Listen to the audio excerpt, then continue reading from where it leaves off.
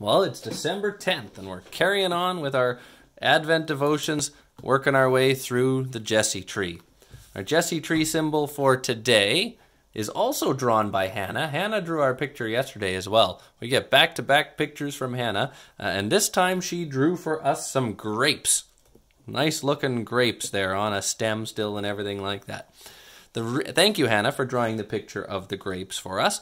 The reason we've got a picture of grapes is because we're talking today about the Promised Land. Up till now, we've mostly been talking about people, individuals who are part of the family tree of Jesus, or part of the story and show us things about who Jesus is going to be.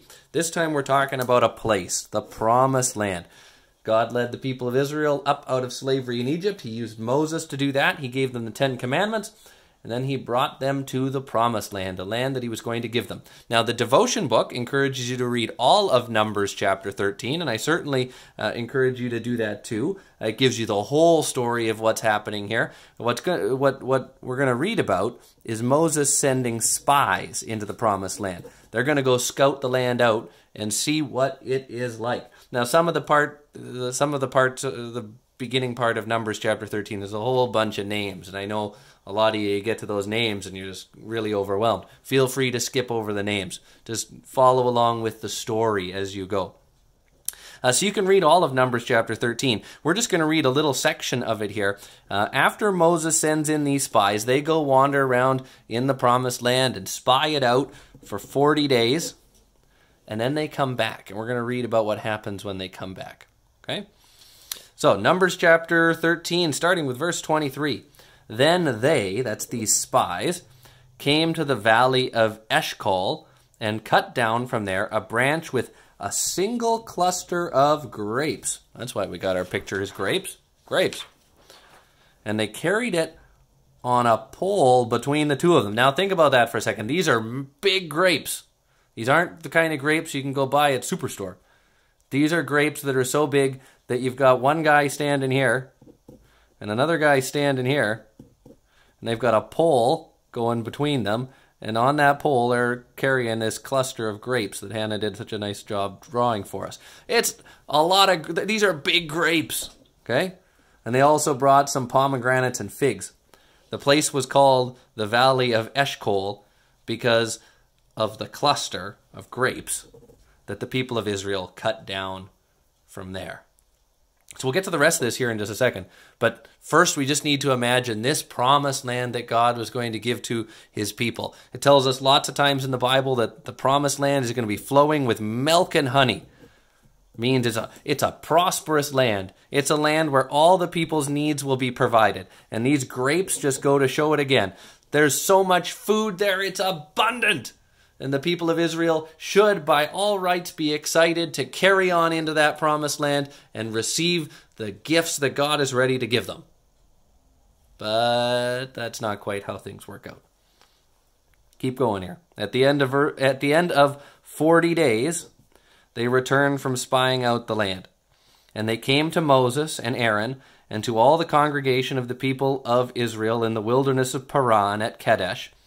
They brought back word to them and all the congregation and showed them the fruit, the grapes of the land. They told him, we came to the land which you sent us. It flows with milk and honey. It's prosperous, and this is its fruit. And they should have stopped there. Things were good. However, they say, the people who dwell in the land are strong. They say there's people there already. And they're strong ones. And the cities are fortified and very large. And besides, we saw the descendants of Anak there. The Amalekites dwell in the land of Negev. The Hittites, the Jebusites, the Amorites dwell in the hill country. And the Canaanites dwell by the sea along the Jordan. So the land is very prosperous. It's a good land that God's giving to them. It flows with milk and honey. They say that's all true. But these guys are scared. They say there's no way we can go in there and take over that land. We can't do it.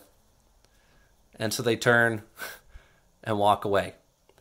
And so they spent 40 days scouting out the land. God says, fine, you won't go into the promised land. You're going to spend 40 years out in the wilderness, and he doesn't let them go into the promised land until all of these guys and all of this generation that was afraid to go into the promised land is dead. And he lets their children go into the promised land. So what does this got to do with us, and what does this got to do with Jesus? Well, Jesus, our Savior, he comes to give us a promised land. Not a land on earth that's got giant grapes, but a heavenly land, a land where heaven and earth are joined together, and we join with him in the eternal feast of his kingdom, the feast where death never ends. And he comes to do all of that for us. There's just the people of Israel were scared of these enemies that stood in their way, and we got enemies that stand in our way too. But Jesus, our Savior, conquers those enemies and opens up that promised land for you and for me. And so thinking a little bit about this promised land and the people of Israel gets us ready to think about the birth of our Savior, who comes to give an even better land to you and to me.